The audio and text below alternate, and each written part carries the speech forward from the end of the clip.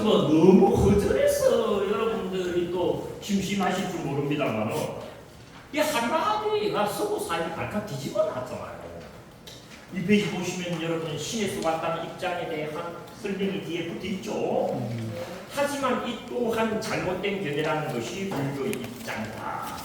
이러한 불교의 입장은 흥미롭게 천재 물리학자 스티븐 호킹 박사가 자신의 유고집에서 신이 없다는 결론을 내릴 때의 논리와 일치한다.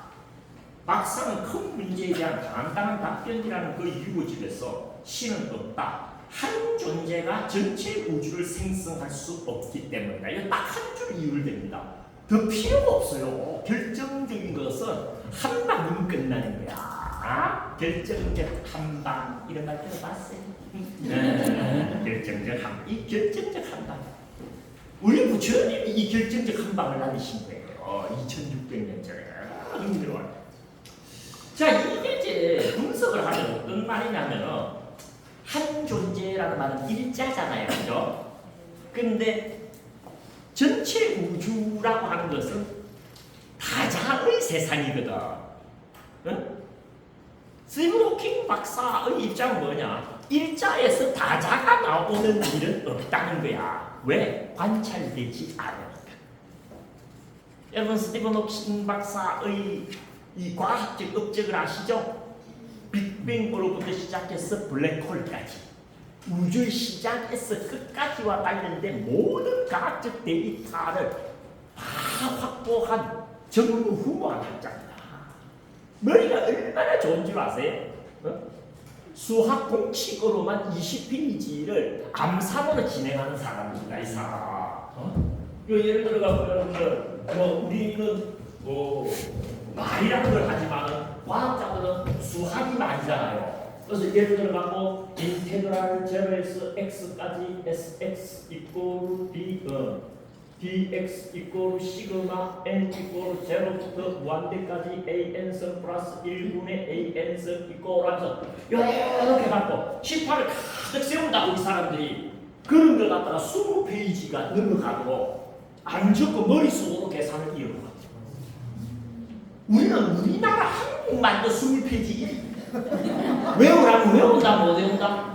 20페이지가 뭐야? 2페이지 2페이지가 뭐야? 2문장 외우래도 앞 문장 외우면 뒤에 그 잡고 뒤에 그 외우면 앞에 그 잡고. 그러니까 여러분 참 지금만 생각하면 안 됩니다. 천재지. 이런 뛰어난 말하자면 논리적 연산의 달인이 그 방대한 데이터를 가지고 최종적으로 이 주제와 관련해서 결론을 냈는데 여러 말 안 하고 딱 뭐다 하나에서 여럿이 나올 수는 없다. 그래서 그 밑에 이야기를 옆에다가 적어놨어요. 이는 일자에서 다자가 나오는 일이 뭐하지 않음을 관찰되지 않음을 증거로 한 주장이다. 과학자들은 전부 관찰의 내용을 가지고 이야기를 하거든. 근데 자기가 빅뱅부터 블랙홀까지 다 관찰해봤지만 관찰되지 않는 게 있더라는 거야. 그게 뭐다? 하나에서 여럿이 나오는 일은 관찰되지 않더라는 거야. 다시 말해서 P에서 Q가 나오고 Q에서 R이 나오거나 P에서 Q가 나오고 Q에서 다시 P가 나오는 것은 관찰될지언정 어느 한 존재 A로부터 P도 나오고 A로부터 Q도 나오고 A로부터 R도 나오는 이런 일은 관찰된다? 안 된다?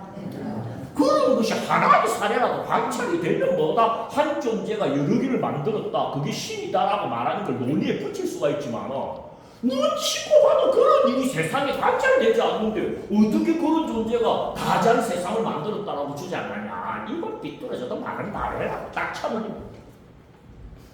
이 이야기가 신 그들면 안 됩니다.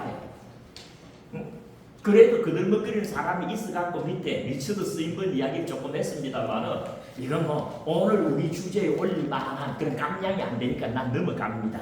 그래도 한번 읽어보면 더 흥미가 있을 테니까 오늘날 신을 있다고 주장하는 사람들은 어떤 관점에서 있다고 주장하느냐에 대한 정보니까 나름 의미는 있을 거예요. 중요한 건 우리 부처님이야. 우리 부처님도 같은 입장에서 신의 존재를 부정하셨다고 그랬죠. 그죠? 그러면 그 기록이 책에 남아있어야 된다, 남아있어야 된다? 나가고 있어야 돼. 그래서 우리 교재에도 그 기록을 담고 있는 경전이 실려있다, 안 실려있다? 실려 있어야지. 어디에 실려 있을까요? 무슨 경이라고 어떻게 해놨습니까? 로카, 야티카 경 하면서 3페이지 거기 보면은 부처님 경전 이름이 소개되고 있죠? 로카, 야티카 경이 어디에 있어요, 여러분? 우리 교재 어디에 있어요? 맨 마지막 경 이름이 로카야티카 경이야. 알겠습니까, 여러분들? 철저하게 여러분들 강의를 전제로 했고 또 이런 경전이 베풀어졌기 때문에 이런 강의가 또 이루어지고 있는 거지. 별로 굵지도 않은 책을 한두 페이지 그냥 읽고 끝나는 그런 강의가 아니라는 거 알겠죠? 시작의 대법분별경부터 마지막 로카야티카 경까지 알뜰하게 공부하고 끝낸다는 거 여러분들 높이 평가해야 됩니다. 알겠습니까? 로카야티카 경이라고 했어. 로카야티카라는 말은 로카라는 말에 아야티카가 결합된 말인데 로카는 부서지는 걸 로카라 그래. 아야티카는 들어간다, 소속된단 말이야. 그러니까 결국 부서져야 할 것 이 말입니다. 그래서 다른 말로 하자면 공허하다 이 말이야. 이 세상에 공허한 게 네 가지가 있다는 거야. 결국 부서지고 말 주장에 네 가지가 있다는 거예요. 그러면서 그 네 가지가 소개가 됩니다, 여러분. 96페이지 보시면은 여러분들 네 번째 줄 뒤에 보면 인용 구어 나타나죠. 보타마님 모든 것은 있습니까? 하는 질문 확인하셨습니까? 말하거나 모든 것은 있다라는 것이 세간에 들어가는 첫째이다. 부서지고 마는 공허함의 첫째이다. 알겠습니까? 이런 식으로 어떻다? 있냐고 물어도 공허하다. 없냐고 물어도 공허하다 하면서 세 번째가 뭐다? 하나로 되어져 있습니까? 라고 물었을 때도 공허하다. 아니 이 문장 내지는 이 부처님의 말씀이 왜 나왔는지 불가학자들도 잘 몰랐어요. 세상에 하나로 이루어졌냐고 물어도 부처님은 틀렸다고 답하셨고 그렇다고 어떻다? 여럿으로 이루어진 것입니까? 라고 물어도 뭐라고 답한다? 그것도 세간에 들어가는 네 번째이다. 그렇게 이야기를 하죠. 요걸 여러분들 오늘 프린트한 데서는 3페이지에 그대로 인용하고 있는 겁니다. 프린트물로 돌아오십시오. 그게 책에 있는 내용 그대로다라는 거 아시겠죠? 그 프린트물 두 번째 단락 동글뱅이 3번 보면 부처님은 로카야티카 경에서 세상은 여럿으로 이루어진 것도 아니지만 역시 하나로 이루어진 것도 아니라는 입장을 분명히 주장하셨다. 고타마님 모든 것은 있습니까? 바라보나 모든 것은 있다라는 것이 세간에 들어가는 첫째이다. 그 밑에 이제 줄을 붙여놨으니까 읽어보십시오. 다시 말해서 세상이 있다라고 하는 것이 맞는 말이다, 틀린 말이다? 세간에 들어가는 첫째다라는 말은 부서질 첫째다, 다시 말해서 공허하다, 틀렸다는 말이지. 왜 세상이 있다라는 것이 틀린 말입니까? 그럼 모든 것은 변화한 영원히 머무는 것은 없어. 그래서 있다 하면 안 돼. 오케이? 그러니까 없습니까? 라고 물었죠. 그러니까 없다라는 것도 틀렸어. 공허해. 부서지는 세간에 들어가는 둘째야 라고 답하죠. 왜? 모든 것은 변화하되 없어지지 않기 때문에 없다라고 해도 안 돼. 오케이? 그 다음에 네 번째도 답하기가 쉬워요. 네 번째는 뭡니까? 여럿으로 이루어졌냐는 말이죠. 그것도 잘못했다고 부처님 답하시죠. 왜? 모든 변화는 다양할 줄 모르지만 변화에 적용하는 법칙은 하나이기 때문에 여럿으로 이루어졌다 하면 안 돼. 네? 그래서 그 밑에 여러분 주 5번, 6번, 7번, 8번에 왜 부처님이 그렇게 답했는가에 대한 견해가 소개되어 있으니까 참조하기 바랍니다. 아시겠습니까? 그래서 자 1번 있냐고 물으니까 그것도 틀렸다라는 이유도 알겠고 없냐고 여쭤보니까 그것도 틀렸다는 이유를 알겠고 여럿으로 이루어졌냐고 물었을 때 그게 잘못되었다라는 이유도 알겠는데 하나로 되어 있습니까? 라고 물었는데 그게 왜 잘못됐다라고 말하는지 불교 학계에서도 논쟁이 많았다고 이게. 왜? 변화의 사정공리로 이건 설명이 안 되기 때문이야. 우리 변화의 사정공리라고 하는 거 잠시 언급했던 거 기억납니까? 모든 것은 변화하되 영원히 머물지 않는다. 제1공리. 모든 것은 변화하되 없어지지 않는다. 제2공리. 모든 것은 변화하되 아무렇게나 변하지 않는다. 제3공리. 모든 것은 변화하되 똑같이 변하지 않는다. 제4공리. 제1공리에 입각하면은 있다가 부정되고 제2공리에 입각하면은 없다가 부정되며 제3, 4, 4공리에 입각하면 세 번째하고 네 번째 공리에 입각하면은 여럿으로 이루어졌다가 부정이 돼요. 근데 하나가 남잖아. 하나로 이루어졌습니까? 하고 물어봤을 때 뭐라고 답했다? 아, 표정 좋아요. 이런 진지한 표정, 내가 말하는 표정이야. 응? 아, 이런 진지한 표정. 하나로 이루어졌다 할 때는 그 네 개의 변화 공리를 쓸 게 없어. 어? 첫 번째 질문에 1번 쓰고, 두 번째 질문에 2번 쓰고, 네 번째 질문에 3번, 4번이 다 들어가 버리는 거야. 그게 기계적으로 1, 2, 3, 4가 배열되는 게 아니에요. 그 세 번째 질문이 하나로 이루어졌습니까? 하고 물었는데 부처님 뭐라 그랬까? 그것 또한 세간에 들어가는 한 가지 잘못된 선택이 나냐. 요래 답하잖아요. 그 이유를 스티븐 호킹 박사가 엉뚱하게 자기 주거집에서 이야기해 준 거야. 그래서 그 밑에 뭐라고 해놨습니까? 이중주의할 때 하는 셋째이다. 존재에는 다양성이 관찰되나 하나의 존재에서 다양한 것이 나오는 것은 뭐 되지 않는다? 이 뜻이었구나라고 우리가 뒤에 알게 됩니다. 부처님은 관찰되지 않는 것을 주의하라는 증거주의를 관찰하신 분입니다. 원인과 결과는 최소한 한 가지는 관찰이 되어야지 관찰되지 않는 나머지를 인간법에 걸어서 존재성을 주장할 수 있는 것이지 원인되는 사건과 결과적인 사건 그 어느 것도 관찰이 되지 않으면 그 어떤 주장도 뭐하다? 공허하다는 말씀이지. 그 공하하다가 아니고 공허하답니다. 아시겠습니까 여러분들? 뭔 주장을 하더라도 그것 뭐 되어야 한다? 관찰되어야 해. 알겠습니까? 그리고 우리가 변화의 제1공리 관찰한 겁니다. 모든 것은 변화하니 영원히 머물지 않는다가 관찰돼. 맞습니까? 맞습니까? 두 번째, 모든 것은 변화하되 없어지지 않는다가 관찰됩니다. 아까도 봤지만. 또 모든 것은 변화하되 아무렇게나 변하지 않는 게 관찰됩니다. 또 모든 것은 변화하되 똑같이 변하지 않습니다. 잘 변하면 발효고 못 변하면 뭐다? 그럼 부패라고 하는 선택지 앞에 쓰고 분기점 앞에 쓴다는 게 관찰되거든. 그죠? 근데 그 관찰 내용으로 설명 못하는 게 하나가 나타난 거야. 이게 세 번째입니다. 그 세 번째 뜻은 뭐다? 일자에서 다자가 나오는 것이 관찰되지 않는다라는 거야. 어? 이걸 그 위대한 스티븐 호킹 박사, 야, 이 사람 눈을 한번 봐야 돼.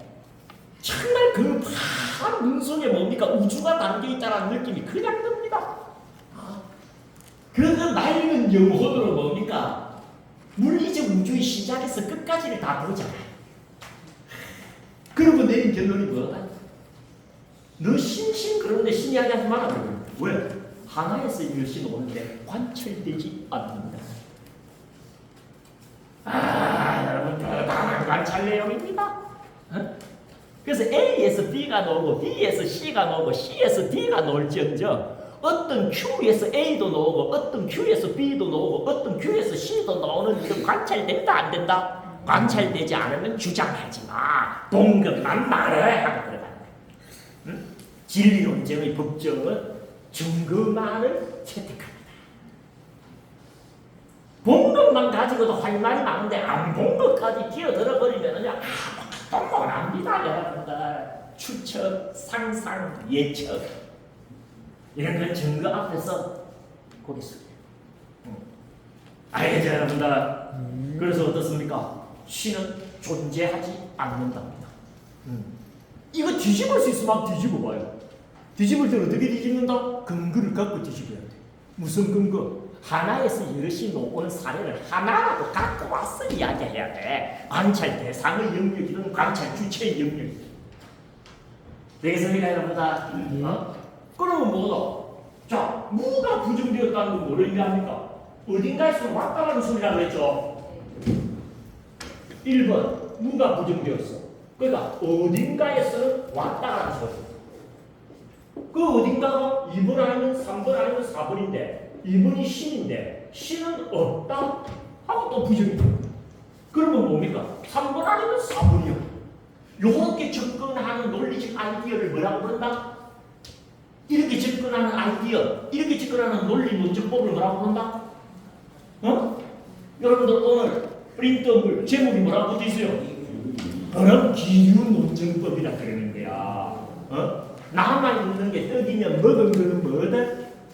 빵인 줄 안 봐도 안다 이거야.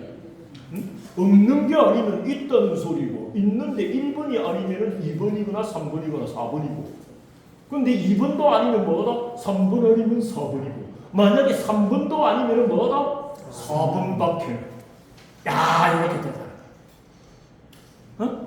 그런데 3번이 아니다도 증명이 끝났어. 이거 우리 3개월 한 거예요. 3월달, 4월달, 5월달 내내 한 게 뭐다? 물질에서 온 것이 아니다를 증명하는 세월이 석 달이었어. 이게 제일 어려워. 왜? 정신없는 물질은 얼마든지 존재하면서 물질 없는 정신은 존재하지 않음이라고 하는 이 관찰 내용을 뒤집는 건 보통 일이 아니었거든. 그거 뒤집는데 3개월 걸렸던 거야. 즐거움 추구의 경량성이랄지, 변할지언정 없어지지 않으니 떨어지지 못한다고 해도 문제는 안 된다든지, 이런 이야기 했던 거 기억납니까? 안 납니까? 고개. 오늘 하나 더 추가해갖고 총 정리를 한번 해드리죠. 3번 페이지 맨 밑에 그야말로 3번 물질에서 왔다는 입장이 있다. 그거 있죠? 자, 이 물질에서 왔다는 입장이 잘못되었다는 거예요. 부처님은. 왜? 생명체에서 뭐 되는? 관찰이 되는. 즐거움 추구의 경향성은 굉장히 중요한 워딩 하나를 이번 이유물론적인 선택지를 부정하면서 제가 썼습니다. 물리적으로 설명되지 않는다. It cannot be physically explained. 무서운 말이다. 물리적으로 설명되지 않는다는 말은 물질이 아닌 무언가가 우리 속에 있다는 말이거든. 이 말이 그 말이 됩니다. 조금 이따 보시면. 이건 우리가 하는 게 아니고 유물론자들이 하는 소리야. 우리 속에는 물리적으로 설명되지 않는 무언가가 있다는 거야. 그럼 물질 아닌 거지. 그걸 우리가 뭐라고 부르고 있을 뿐이다? 마음 또는 정신 또는 의식이라고 부르고 있을 뿐이지. 그러니까 마음은 물질이 아니니까 물질에서 왔을 수가 없어. 왜? 콩은 콩에서 오지 팥에서 오지 못하는 것처럼. 이렇게 여러분들 즐거움 추구의 경향성 가지고 막 사제법도 가지고 오고 우리의 브라크리티 이야기도 하고 표정 내가 뭔 이야기 했다 그러면 언제 했냐 이런 표정을 지으시는데 했어 그런 이야기. 이 즐거움 추구의 경향성 자체도 중요한 주제지만 이게 우리 모두에게 관찰된다는 건 더 중요하고 이것이 물리적으로 설명되지 않는다는 건 정말 중요해. 우리가 하는 소리가 아니고 유물론자들이 하는 소리라니까. 왜 설명되지 않는다라고 해야 되느냐? 증거가 나와버린 거야. 첫 번째가 뭡니까? 만비의 사회. 올리고당 이야기했던 거 기억나세요? 두 번째가 중독의 사회. 중독이 뭐라 그랬습니까? 즐거움에 대한 저항할 수 없는 과도한 집착의 중독이라고 합니다. 그게 즐거움의 경향성이 빚어낸 참사가 뭐다? 중독이야. 그게 생명체에게 인간에게 발견된다는 것은 뭐다? 안정화 경향인 물질로는 설명되지 않는 그야말로 뭐다? cannot be physically explained가 되는 그런 부분이 우리에게 존재한다는 소리죠. 이 중독을 불교 용어로 바꾸면 뭐라고 바꿀 수 있다고 그랬어요? 번뇌. 야, 포항 역시 전국 건물대에서 이 질문에 답변한 대학이 없었어. 박수. 그래도 여기는 한 명이 맞추면 다 맞춘 걸로 칩니다. 불교는 원래 그래. 한 명이 뚫으면 다 뚫은 걸로 치고 진도네. 알겠습니까? 저 빨리 가는 놈을 기준으로 잡고 불교로 갑니다. 제일 못하는 놈 기준으로 잡으면 못 간다.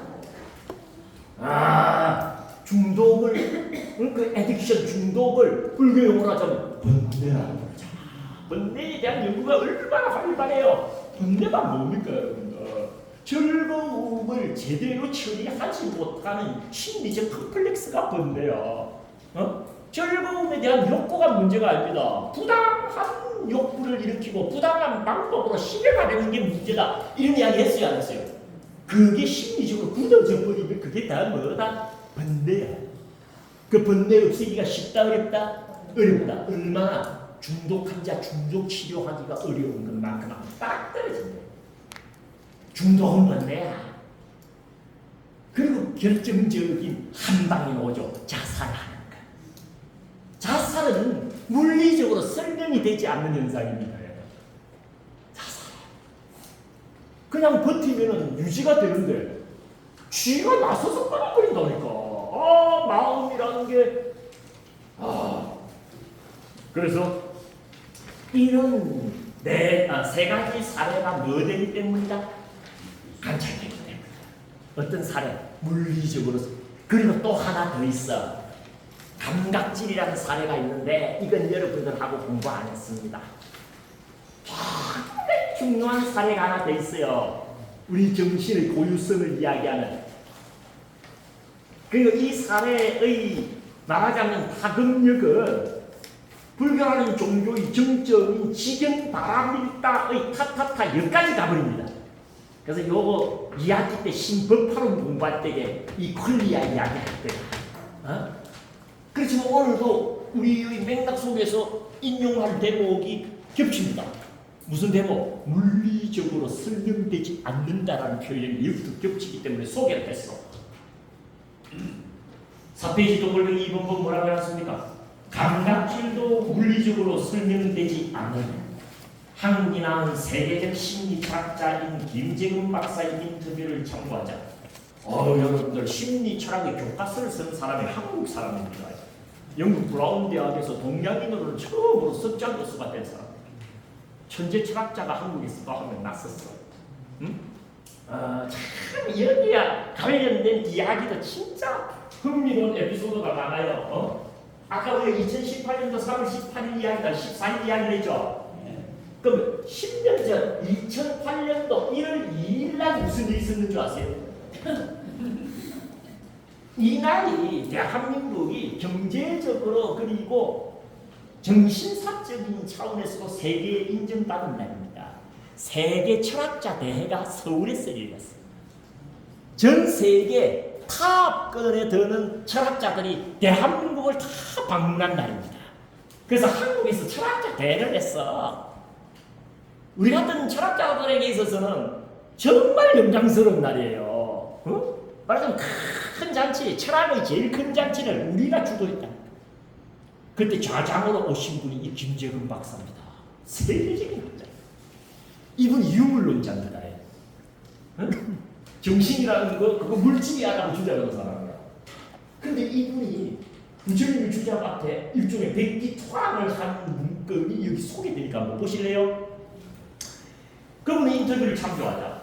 내가 최근에 낸 책 물리주의 또는 그에 충분히 가까운 것에서도 주장했듯이 나는 여전히 마음의 사건의 대부분이 두뇌의 사건으로 환원될 수 있다고 믿는다. 두뇌는 물질이잖아요, 그죠? 그러니까 우리가 정신 그러지만 그건 뭐다? 뇌세포를 구성하는 단백질 분자의 표면에서 벌어지는 전자기적인 현상에 불과하다. 이렇게 보는 거야.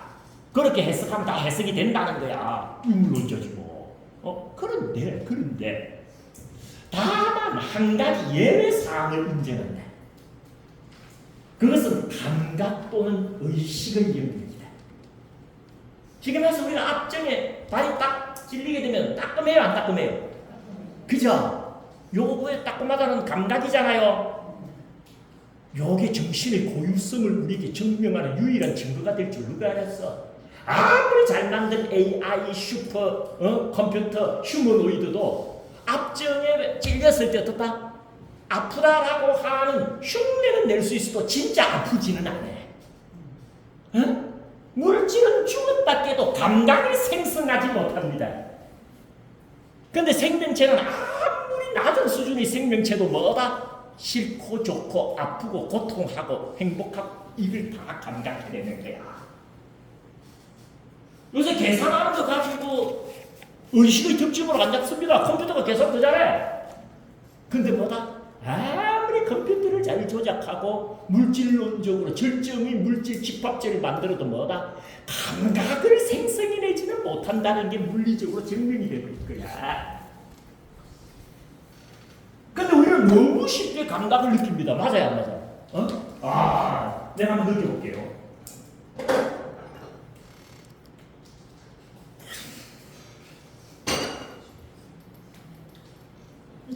막하게 로봇도 저걸 먹고는 어떤다. 시원하다 할 수 있어.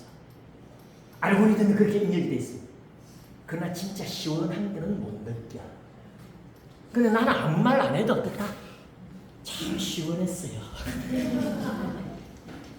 요걸 감각, 그러고 철학적으로 감각질 콜리아 그럽니다. 한번 보십시다. 그것은 감각 또는 의식의 영역이다. 우리는 커피 향을 맡을 때 그것이 무엇인가를 판단하여 인지할 뿐만 아니라 그와 동반하는 무엇도 감각도 함께 느낀다. 이런 감각 또는 느낌의 영역은 인지 영역과 달리 내가 쓴 표현 아닙니다. cannot be physically explained 하는 말. 이분은 미국에서 활동하는 철학자거든요. 돌아가셨어 지금. 돌아가셨는데 이 김재근 박사가 뭐라고 했다? 이런 감각은 물리적으로 설명이 된다 안 된다? 그러니까 유물론자 입장에서 설명 안 된다고 이야기하는 건요. 뺏기 든 겁니다.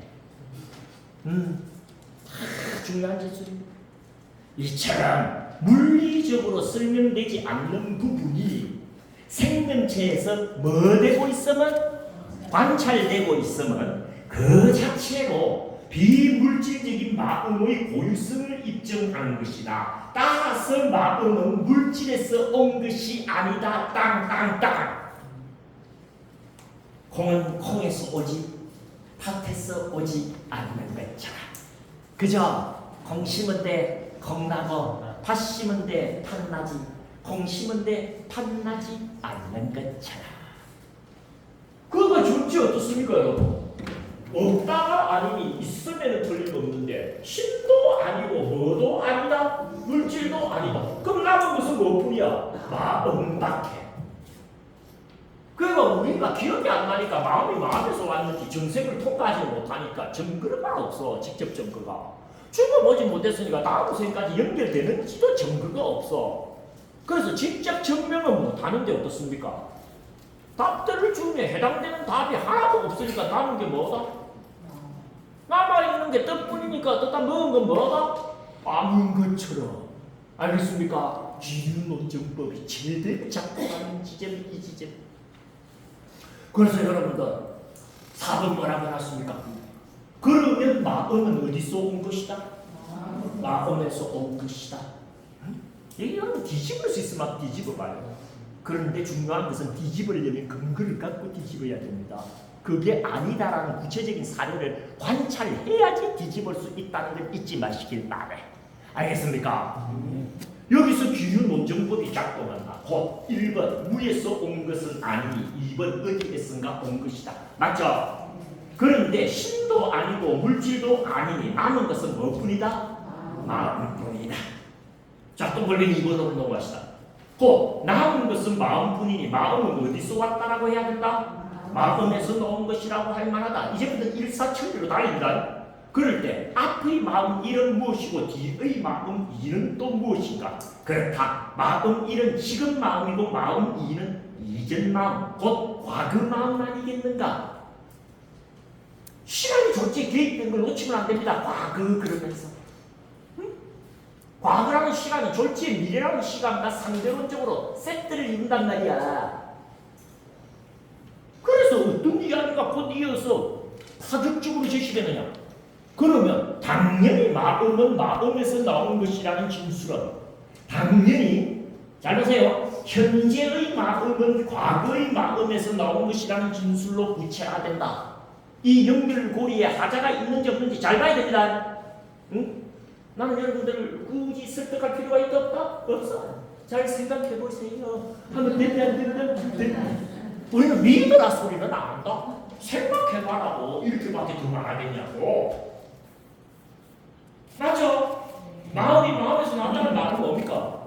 내 마음이 여러분 마음에서 왔다 이 말은 아니잖아. 그럼 지금 내 마음은 나의 과거의 마음에서 왔다 이 말일 거잖아요.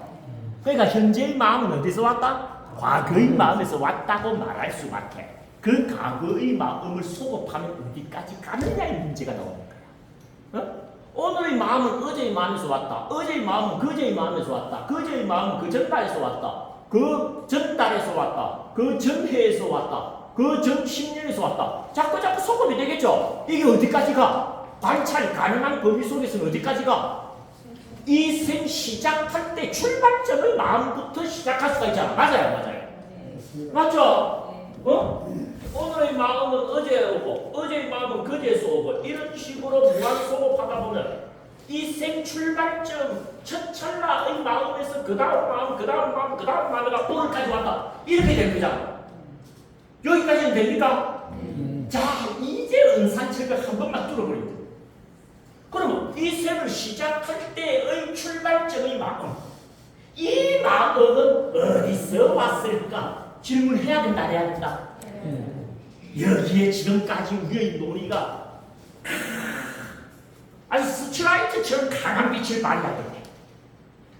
그 다음 문장 읽어보십시다. 여기서 한 번만 더 밀어보자. 4페이지 제일 밑에다가 보셨죠? 이른바 그 과거의 마음은 어디까지 소급되는가? 현생에서는 금생의 출발점까지 소급될 것이다. 이건 기계론적으로 밀려 들어간 거예요. 그러면 금생의 출발점의 마음은 어디에서 왔을까? 여기야, 여기.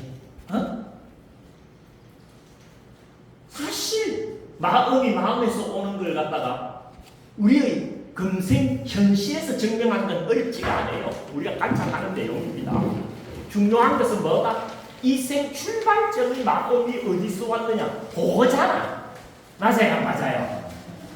여기는 우리가 기억이 안 통하니까 말하자면 기억의 지평선, 스티븐 호킹 박사의 표현을 하자면 사건의 지평선이란 말처럼 기억의 지평선이거든. 지평선 넘으면 안 보이잖아. 그래서 지평선이라는 말을 씁니다. 우리가 알 수 있는 지식의 한계를 지평선이라 그래. 기계적으로 우리 기억의 지평선은 뭐다? 이 셈이 출발점이야. 높은 데서 떨어지는 꿈 이야기했던 거 기억납니까? 우리 기억의 지평선이야. 금생의 출발점입니다. 거기가. 거기서 다 오는 거예요. 이렇게. 문제는 그때 있었던 우리의 심적인 사건, 그건 어디서 왔느냐라는 질문은 뭘 의미하냐는 거야. 그럴 때 앞서 선택된 선택지들이 고스란히 한 번 더 적용된다. 되어 있죠? 여러분들이 불교가 어떤 종교인지 제대로 보고 있는 거예요. 2600년 전 기원정사의 그 깊은 성원에서 스승이신 고타마 붓다와 그 제자들은 이런 문제로 감론을박하면서 자기 견해를 이야기하면서 그 논리에 하자가 있는지 없는지, 증거의 진실성에 문제가 있는지 없는지를 따지면서 맞네 하고 무릎을 치고 그랬던 거야. 그렇게 30-40년씩 수행하면서 일간을 정득하고 그랬지. 난 보이는 거 같아 그때가. 그런데 앞서 언급된 선택지들이 고스란히 한 번 더 적용된다. 어디에 적용하는 겁니까? 이 생 출발점의 의식에 적용하는 겁니다. 한 생명 출발점에 있었던 최초의 의식 내지는 마음 또는 정신의 기원에 대해 적용하는 겁니다. 그럴 때 앞서 선택지들을 적용해 봅시다. 무에서 온 것은 아니니 기원이 없을 수는 없고, 신은 없으니 신에서 온 것도 아니고, 마음은 물질이 아니니 물질에서 온 것도 아니라면 결국 그 마음도 마음에서 온 것이요 가그 마음에서 온 것일 수밖에. 그럴 때 그 가그 마음이란 궁극적으로 어느 시점의 마음이겠는가? 전생을 이렇게 조심스럽게 여는 게 불교야. 그냥 툭 던지면서 있다고 믿으라의 종교가 아니고 어떻다? 자, 정글을 가지고 논리를 가지고 밀어붙일 때까지 밀어붙여봐라. 살 열리는 게 느껴지는 게 되는 거야. 불교라는 종교가 세계적인 종교가 된 이유입니다. 이렇게 조심스러워. 인도 종교가 정생을 이야기하고 내생을 이야기할 때 얼마나 쉽게 이야기하는 줄 압니까? 직관했다면 이렇게. 아니야. 니는 직관할 수 있어도 우리가 못하면 소용없다는 거야. 누구나 가지고 있는 정보로 누구나 이해할 수 있는 논리를 적용해 봤을 때 전생이 열리는 틈새가 바로 여기야. 이 지점이 가장 중요하다. 당연히 시간적으로 보면 한 생명의 출발점 이전 시점의 마음이니 이를 우리는 이 생 이전의 마음 곧 뭐라고 부를 수밖에? 정말 오늘 좋은 말 했다. 잘 생각해 보십시오.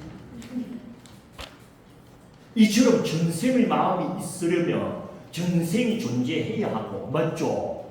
전생이 존재한다면 내생도 존재한다. 왜? 현생이 바로 이미 전생의 내생이기 때문이다. 딱 사후 있다 없다? 있다. 요래 결론이 들어간 거야. 알겠습니까, 여러분들? 사후생가 있다고 믿어야겠어요. 봐라 그랬어요, 부처님.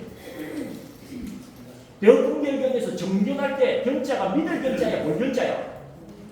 볼 견자잖아. 봐라 그랬다고. 정근을 가지고 확정 지어라 그랬다고. 우리 부처님 말씀대로 한 거야. 정근을 가지고 논리에 의하여 전생을 있다고 할 수밖에. 그러니 내생도 있다라고 할 수밖에. 왜? 금생이 이미 전생의 내생이니까. 이건 믿음이 개입될 여지가 하나도 없어. 믿는 거하고는 관계없이 어떻습니까? 정보와 아이디어만으로 이 결론까지 오는 거야. 이런 게 불교야. 이런 게 불교. 신이 없어도 이 종교가 세계적인 종교가 된 이유는요, 이 힘 때문입니다. 누구나 부처님과 대화하고 생각해보면 맞으시네요 하고 고개 숙일 거예요. 이렇게 이제 핵심적인 골자 이야기는 끝났어요. 끝났는데도 불구하고 여러분들은 찝찝할 거야. 뭐 좀 확 보여줄 줄 알았는데 지 혼자 뭐 흔들고 뭐 쇼를 하더만 끈딱딱하네. 이유가 있어요. 지금까지 우리가 조심해야 되는 게 하나가 있어. 그게 뭐예요? 우리가 사용한 두 가지 증거와 두 가지 논리의 증거 능력에 한계가 있어. 다시 말해서 지금 우리가 구사한 증거나 논리를 가지고 사후 세계가 구체적으로 어떤 식으로 펼쳐질지, 그야말로 죽으면 당장 다음 생을 받는 건지 중류 단계를 거치는 건지 아니면 찰나생 찰나매를 무량급 계속하다가 우담바가 꽃이 피듯이 그렇게 재생을 맞이하는 건지를 확정지을 수는 없어. 응? 하지만 사후가 있다는 것을 확정짓는 데는 문제가 없어. 이게 무슨 말이냐. 자, 연기가 이렇게 피어오르면 불 났다라고 우리가 신고를 하죠. 불이 났다는 것만 우리가 확정지을 수가 있지. 어느 나무부터 불이 붙었는지, 이미 어느 정도까지 탔는지, 누가 불을 질른 건지 저절로 난 건지 알 수 있습니까? 없습니까? 그러나 연기를 가지고 우리가 알 수 있는 지식의 범위는 뭐다? 불이 났다라는 사실뿐인 것처럼 우리가 확보한 증거와 논리를 가지고 확정지을 수 있는 것은 다음 생이 있다는 것만 확정지을 수가 있는 거지 뭐다? 어떤 식으로 있는가까지 자세하게 알 수는 있다 없다? 없어. 떡을 보고 철수가 빵을 먹었다를 알 수 있을 뿐이지, 빵을 몇 번 씹어 먹었는지 먹다가 조금 쉬었는지 그건 우리가 자세히 알 수 있다 없다? 없어. 하지만 빵을 먹은 줄은 알아. 알겠죠, 여러분들? 그러니까 지금까지 우리가 진행한 논리와 증거가 모든 걸 다 설명한다라고 그렇게 과하게 기대하면 안 돼. 그런 기대가 있으니까 뭔가 좀 찝찝하다고 하는 거야. 지금까지 우리가 노력한 게 성취할 수 있는 범위에 대하여 겸손하게 선을 그을 줄 알아야 돼. 연기를 보면 불이 난 것만 알 수 있고 떡을 보면 빵을 먹었다는 것만 알 수 있듯이 지금까지의 증거와 논리를 가지고는 뭐다? 내생이 없다고 하면 안 된다까지만 확정지을 수 있는 거야. 알겠습니까 여러분들? 그래도 찝찝하죠? 솔직히 찝찝할 거야. 왜 안 보면 여전히 찝찝해? 그래서 여러분들 우리가 이제 두 가지 논리 중에 첫 번째가 정황증거법이었죠. 정황증거법을 구성하는 요소가 모두 몇 개가 있다 그랬어요? 3개가 있다라고 했는데 그걸 기억하시는 분 있나? 그 중에 우리가 두 가지만 이야기했어. 첫 번째가 뭡니까 여러분들? 주변증거의 진실성. 맞죠?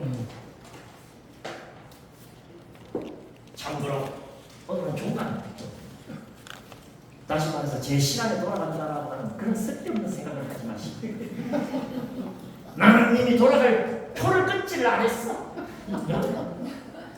포항에 뼈를 묻을 갖고도 내가 내려갔단 말이지. 예?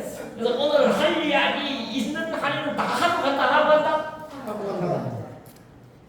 서울 가야 돼. 내가 하고 가겠다는데 걸어가도 되는 여러분들이 뭐 시간이 다 됐는데 이런 말 하면 되는 거 안 돼? 오늘 이야기 언제 끝날 줄 안다 모른다. 부처님도 모른다. 가봐야 한다 이거. 어? 그 주변적의 진실성. 두 번째가 뭡니까? 옳지. 인과법과 연결성 그랬죠. 그리고 하나가 더 있다 했어. 지금까지 이 두 가지만 이야기했잖아. 세 번째가 뭔지 압니까? 원래 정황증거법은 형사재판에서 사용되는 논리야. 그리고 정황증거법을 구사하는 주체는 검사입니다. 검사가 주변 증거를 찾아와가지고 인과법에 걸어갖고 이 사람이 범인입니다라고 논고를 하는 거야. 그럼 그걸 두고 판단을 누가 한다? 재판관이 판단할 때 반드시 필요한 게 배심원단입니다. 그 배심원단이 만장일치가 있어야 돼. 이 사람이 범인입니다 해갖고 증거도 갖고 오고 논리도 제시하면 배심원들이 듣고 우리가 생각해봐도 이 사람 범인이 맞네 갖고 만장일치하면 일치 딱 유죄판돼. 그런데 배심원단 중에 몇 명이 우리는 다르게 생각하는데 하면 재심원으로 넘어갑니다. 다시 심리를. 그런데 그 배심원단이 전부 아니다 그래버리면 어떨까? 무죄. 여러분들이 배심원단인 거예요. 나는 사후세계의 존재와 관련하여서 검사 역할을 하는 겁니다. 그래서 증거 찾아와갖고 논리를 부여해갖고 이렇게 내생은 있다고 해야 된다고 논고를 하는 거야. 그럼 그걸 듣고 여러분들이 어떨까? 생각해봐야 되는 거야. 알겠죠? 주변 증거의 진실성은 확실한지, 조작된 건 혹시 없는지, 그리고 인과법과 연결에는 논리적으로 하자가 있는지 없는지를 본인 스스로가 긴밀히 들여다봐야 된다 말이 된다. 그 실제 형사재판에서 어떤 사람 한 명을 갖다가 죄인으로 만드는 거잖아요. 근데 배심원단 부담감이 엄청나. 돌아가갖고 공부한다고. 오늘 검사가 한 말에 논리적으로 문제는 없나? 그 사람이 우리에게 내놓은 증거가 진짜 증거냐? 증거 제출 명령도 하고 막 그럽니다. 그래서 각자의 입장에서 뭡니까? 다시 한번 진행되어 왔던 사건을 되풀이하는 역할을 자기가 결정이 날 때까지 계속한다. 그리고 다시 모여가지고 어떻습니까? 배심원단 그걸 편결 그러죠. 배심원단의 편결을 이야기하라 그러면 우리는 유죄입니다. 하고 내가 어떤지 하는 거야. 알겠습니까? 그 말은 뭐다? 여러분들이 배심원단이 되어갖고 제가 제시한 주변 증거와 인과법과 연결성 그리고 지금 진행되어진 여러 가지 논리 속에 하자가 있는지 없는지 이제부터 공은 여러분들한테 넘어가는 거야. 알겠습니까? 그러니까 더 공부해야 된다 안 해야 된다? 더 공부해야 돼. 응? 배심원단의 역할을 하기 위해서 필요한 건 뭐다? 공부 더 해야 돼요 앞으로. 그런데 이번 한 학기 들어가면 여러분들이 지금 내 수준으로 사후세계에 대한 확신을 가져버린다는 것은 그건 어려운 일이야. 그건 아까도 이야기했지만 참 근데 이렇게 살피는데 두 가지 중요한 금기 사항이 있어요. 그게 뭐다? 절대로 지금까지 제시된 이 주변 정보나 또 두 가지 논리를 여러분들께서 살피는 데 있어서 두 가지 극단을 조심해야 돼. 하나가 뭐냐? 맹신에 빠지면 안 됩니다. 저 선생님이 한 말이니까 맞겠지. 부처님이 한 말씀이니까 맞겠지. 이래버리면 안 돼. 내 입장에서 어떻다? 내가 생각해봐도 그렇게 보는 게 맞네 할 때까지 기다려야 돼. 그런데 이 맹신하고 반대되는 개념이 있습니다. 이게 너무 무서워. 그걸 뭐라 그런다?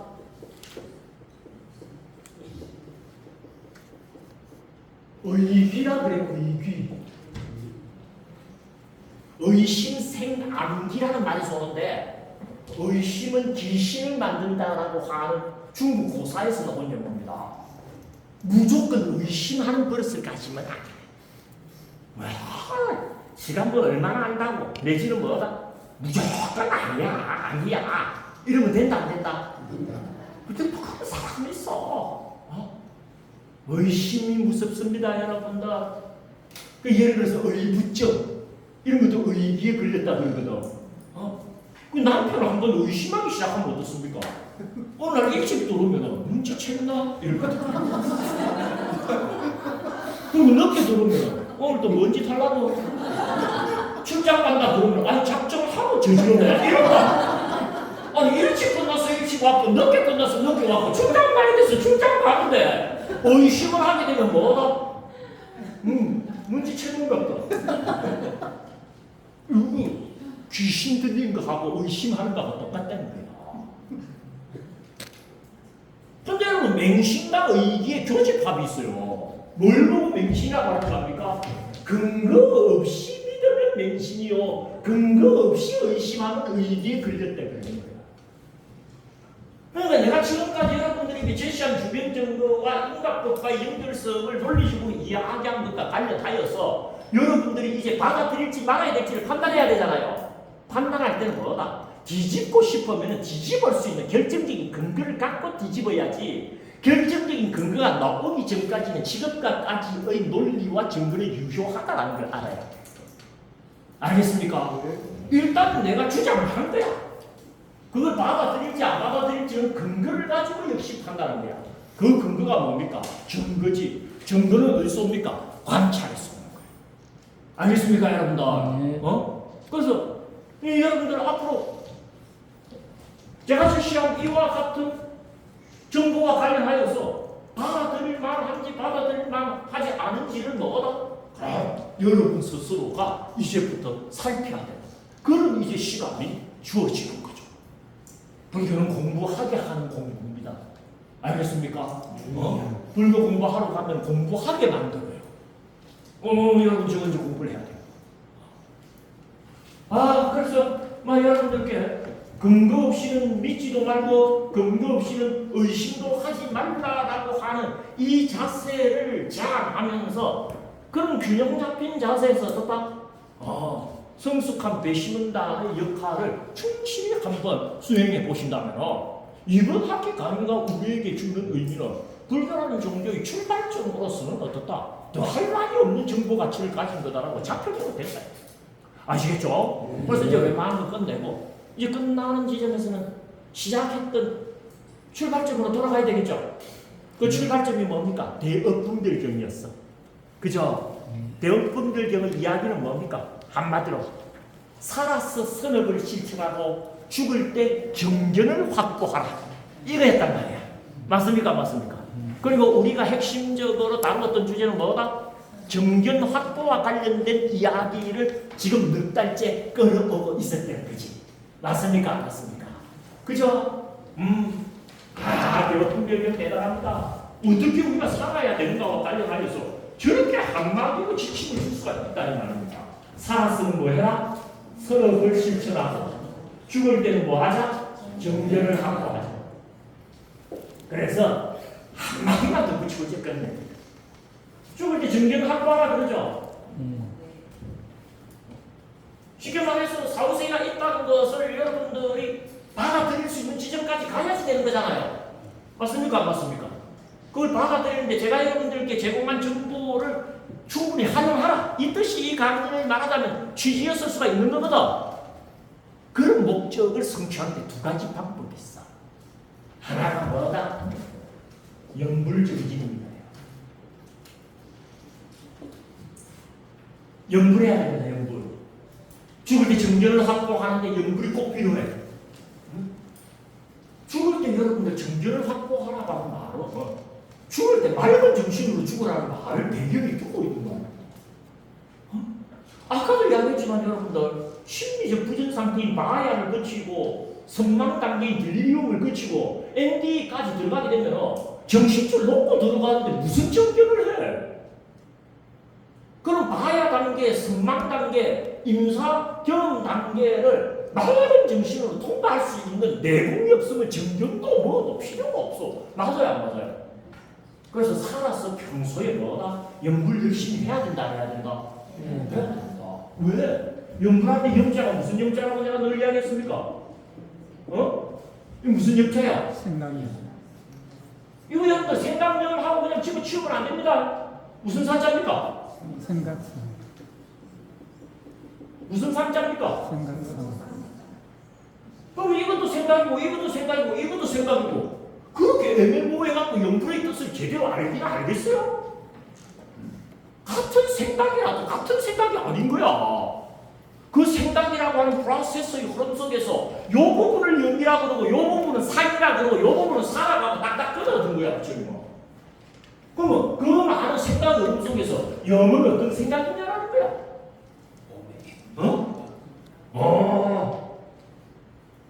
영은 메모리의 뜻을 가진 말입니다. 인도말로 스머리띠입니다. 스머리띠를 산스크리트 잉글리시 딕셔너리를 찾아보면 메모리라고 되어 있어. 메모리. 그런 노래 알아요, 몰라요? 메모리가 무슨 말이야? 잊지 말고 기억하는 거야. 부처님을 잊지 않고 기억하는 걸 영불이라 그래. 언제? 죽을 때. 영불의 목적은 죽을 때에 있어. 죽을 때 부처님을 잊지 않고 기억한다가 우리에게 주는 의미 알겠죠? 맑은 정신으로 죽는 체질의 방법이라는 소리야. 누구에게나 적용하는. 맑은 정신으로 죽어야지 정신을 갖추든지 말든지 하지. 아무리 살아서 제사장이 있다는 것을 확증지었다고 하더라도 죽을 때, 그죠? 혼비 백산해갖고 산산조각이 나가지고 그렇게 죽으면 아무 소용없어. 밖에서 봤을 때는 마야 단계고 밖에서 봤을 때는 선망 단계고 밖에서 봤을 때는 ND 단계라고 하더라도 죽어가는 당사자의 1인칭 자신의 입장에서는 뭐다? 맑은 정신이 지속하면서 죽음의 말하자면 커튼을 열어젖히는 내공을 가져야 된다고. 그래서 살아서 뭐다? 간세음보살 하면서 열심히 의식 속에다 각인을 시키라는 거야. 그러면 마지막 순간이 어떻다? 간세음보살 하면서 이 영상 속 할 때 그때 그동안 공부한 정전이 공덕을 발휘하는 구조야. 그러니까 우리 교재에서는 정전만 이야기했지 영불 이야기는 안 했지만 나는 하고 가야 되겠어. 알겠습니까? 네. 분명히 부처님 뭐라고 했어요? 살아서 서로를 실천하고 죽을 때 정전을 갖추라 그랬죠. 그 정전을 갖추려면 저 세상에 있다는 걸 정거주의에 입각하여 이해해야 되잖아요. 그 공부는 지금까지 실컷 했어. 그게 의미를 가지려면 뭐다? 마지막까지 맑은 정신을 유지하는 내공이 확보돼야 된다, 안 돼야 된다? 돼야 된다. 그러니까 틈나면 연불해야 됩니다. 주무시기 전에 꼭 연불하고 주무셔야 돼. 알겠죠? 그리고 놀거나 쉴 때 꼭 연불해야 됩니다.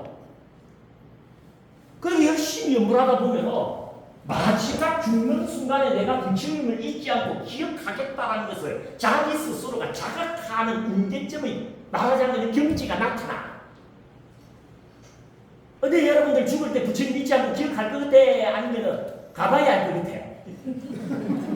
가봐야 안다는 말은 아무 의미가 없다. 그럼 반자가 아니라 그랬죠. 미리 알아야 반야지. 나는 여러분들이 죽을 때 부처님을 잊지 않고 기억할 건지 안 할 건지 조금만 조사해보면 알아. 앙케이트 한 번만 돌려보면 압니다. 앙케이트에 딱 한 가지 질문이 들어있어. 아침에 잠에서 깨고 의식이 돌아오는 첫 찰나에 간세음보살하고 떠올리느냐 안 떠올리느냐 그것을 결정해. 응? 영. 생각이라 그랬죠? 생각이라 할 때 생각은 뭐다? 초념을 뜻합니다. 일을 나가여 일으키는 의식의 첫 찰나에서 일어나는 의식을 초념이라 그래. 초념만이 영이야. 애들이 예를 들어서 탁 넘어지면 엄마 그러죠? 넘어졌다는 사건으로 처음 일으키는 생각이 엄마잖아. 그럼 엄마 한 거야. 우리는 이제 어머니가 간선보살이잖아요. 그러니까 무슨 일 당해가면 첫 생각이 뭐가 남아야 된다? 간선보살. 한 버스 타고 가는데 내 앞에서 얼쩡거리던 놈이 내 발을 확 밟았다는 게 이야기 한번 했죠? 아, 얼마나 에이씨 순간 얼마나 반성했는지. 이러지 마라. 어떻게 해야 됩니까? 그러나 탁 밟는 순간 그러면 주변에서 보는 성격들도 저분 불장난다 참 격정이다 이랬을 거 아닙니까? 에이씨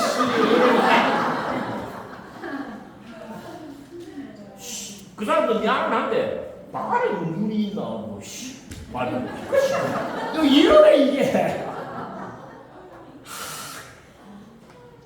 의식이 일어날 때 그 첫 찰나 일을 당하여 일어나는 첫 찰나가 부처일일 때 마지막 순간이 부처일이다라는 등식이 있는 거야. 초념 불만 관세음일 때 후념 불만 관세음이 되는 거야. 그러니까 하루 중에서 초념을 가장 순수하게 맞이하는 시간이 뭐다? 아침에 잠에서 깰 때야. 의식이 없다가 돌아오잖아. 맞아요. 그러니까 자기 전에 간세음보살 연구를 하고 자는 건 쉬워. 자기 의식이 간세음보살 연구를 하고 자니까. 근데 아침에 잠에서 깰 때는 그런 전제적인 저항이 없다고. 근데 눈 딱 뜨면서 떴다.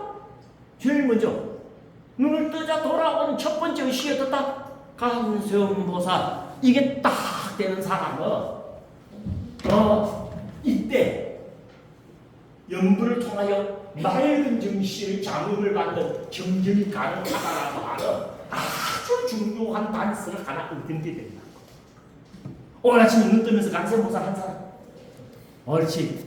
뭔 생각했는지도 지금 모를 거야. 그래서 걱정할 필요가 있다 없다? 없다? 또 잘까 아닙니까? 내가 지금 또 깰까 아닙니까?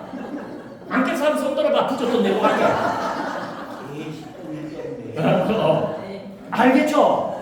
오늘 밤 주무시면서 간세음보살 알겠죠?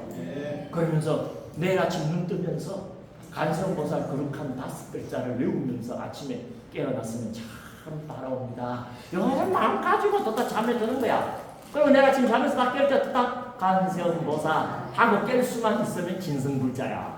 알겠죠? 그러기 쉽지 않다. 아이고 안 했네 이런다 또 내일 때 보면. 그럼 아이고 안 했네 한 순간 거기서 5분 내지 10분 간세음보살 외우면 해준 걸로 칩니다.